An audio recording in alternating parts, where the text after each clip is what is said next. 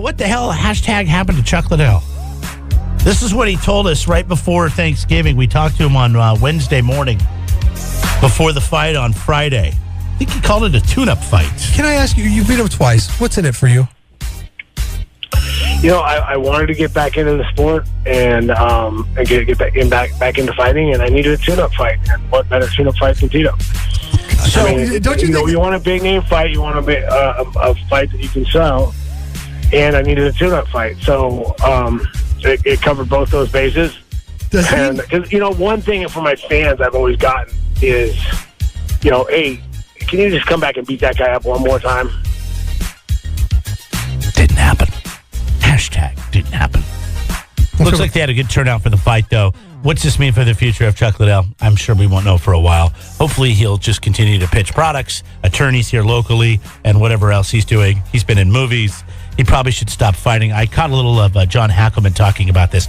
John has trained him for years, trained him through the main part of his career. He did not train him for this fight.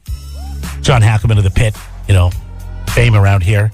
This is what he had to say, and I don't even think you have to be an expert or any kind of. You just kind of have to pay attention to kind of think he just doesn't have the chin anymore. If you're walking into a fight, in a tank and you're exploding these huge cannons and they're knocking people out, but now all of a sudden you take the metal away and you're still shooting the same cannons, but you don't have anything to defend against the bullets coming at you, it's not going to end up right. What the what? It's just not going to end up well.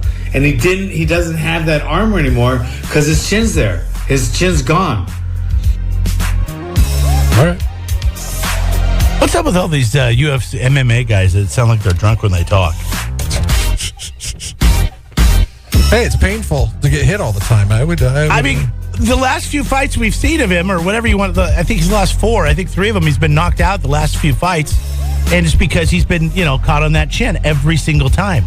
For God's sakes, Franklin, he broke the guy's arm, and he just. I feel bad. I feel bad. If you can't take the punch, you can't do it anymore. And he did it for a long time. There's nothing to be ashamed of. But like he said, he still throwing bullets like a tank, but he's got no armor to defend himself. A lot of the comments that were made before the fight, like why is this fight being allowed to take place? Oh, those are just a few people. Those are just a few small little people that I don't know if they're jealous or they just want something rude to say. After watching the fight, I felt that way. I was like, that shouldn't happen. That fight should not have taken place. Yeah.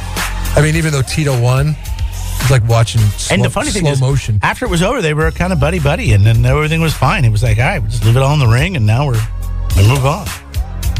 We'll see what's next. Maybe the little tiger crawl that Tito did. I know he's been rehearsing that for probably 15 years for when he beats Chuck.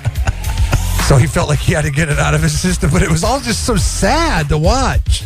I mean, we're talking about, Leonard Skinner and them having to, they should have probably retired 20 years ago, and we should be talking about them playing at a country music festival in Indio coming up.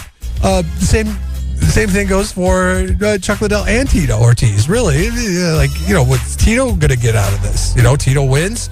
Okay, so what's he going to do for his next fight? He got money. I don't know. Maybe he gets publicity and he could do something else, endorse something. Maybe he continues to fight. I don't know. Can he become a spokesman for the San Diego Zoo with that tiger crawl thing that he did? Maybe that's where he goes. Jeff and Jeremy in the morning. Don't miss a moment. Subscribe to the podcast on Google, Apple, YouTube, and Podbean by clicking on Jeff and Jeremy at KZOZ.com.